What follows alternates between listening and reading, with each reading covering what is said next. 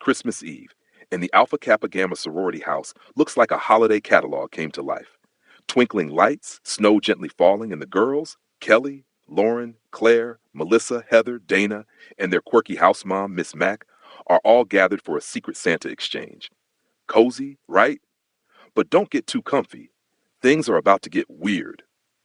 Upstairs, Claire is writing a heartfelt Christmas card to her half-sister Leigh when she hears something rustling in her closet. Now, instead of ignoring it like a smart person, she decides to investigate. Big mistake. Suddenly, the lights flicker, and Claire's silhouette disappears behind the closet door. Downstairs, the girls think Claire's just taking her time, but we know better. Meanwhile, let's talk about Billy Lenz. He's kind of a local legend, but not in a good way. Years ago, Billy grew up in what's now the sorority house, but his childhood was the definition of bleak. His mom was strict and controlling, keeping him isolated in the attic for most of his life. One day, Billy snapped and caused a tragedy that left the house empty for years. Since then, he's been locked away in a mental institution, until tonight. Somehow, Billy escapes and decides to head back to his old stomping grounds. Back at the sorority, the holiday cheer is starting to wear thin. Megan, one of the sisters, is upstairs watching an old tape when she hears a faint melody coming from the attic. Curiosity gets the best of her, and she heads up to check it out. The attic door creaks open, and Megan's shadow vanishes into the darkness. The girls start noticing strange things.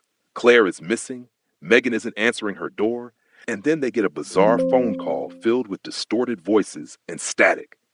Melissa checks the caller ID. It's coming from Megan's phone. Now everyone's on edge, but they brush it off as a prank. Spoiler, it's not. Ms. Mack decides to share the spooky backstory of the house, including the tale of Billy Lenz. The girls are understandably creeped out, but not entirely convinced. After all, urban legends are a dime a dozen, right? But then Dana offers to check the circuit breaker when the lights start flickering, and, well, she doesn't come back. Heather and Miss Mack decide to leave and get help, but their plans hit a snag. Heather doesn't return from the car, and Miss Mack has a close encounter with an icicle that sends her reeling. It's clear now, something or someone is targeting the house. Kelli and Leigh are left to piece everything together. They find Lauren upstairs, but she's unconscious and unresponsive. Suddenly, Kyle, Kelly's boyfriend, shows up acting suspicious.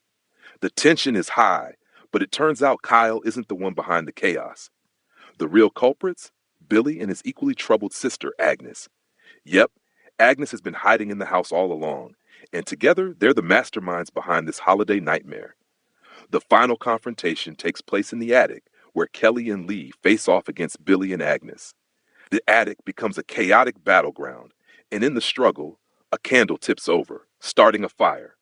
Kelli and Leigh manage to escape just as the flames consume the attic, leaving Billy and Agnes trapped inside. Finally, it seems like the ordeal is over. But this is a thriller, so you know there's one last twist. At the hospital, as Leigh and Kelli are trying to recover, Agnes appears, having somehow survived the fire. Kelli fights back with quick thinking and manages to subdue Agnes, ensuring the nightmare ends for good. In the end, Kelli is the only one left standing.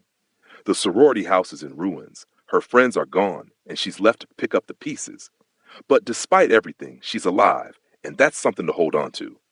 Merry Christmas, kind of.